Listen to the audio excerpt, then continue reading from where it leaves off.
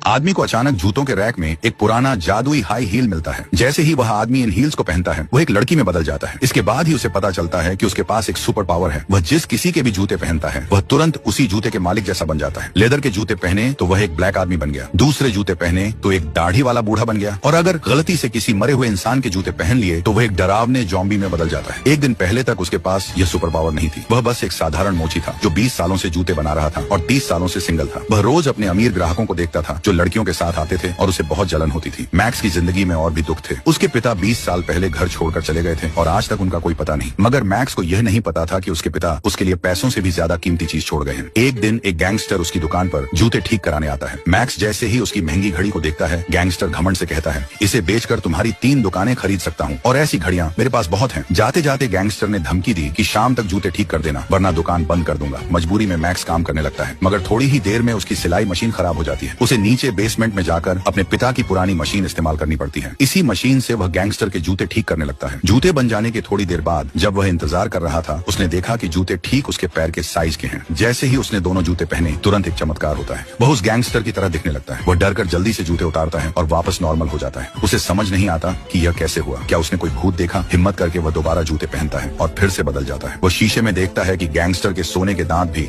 ठीक उसके मुंह में आ गए हैं। जल्द ही मैक्स को राज पता चलता है। जिस किसी जूते को उस जादुई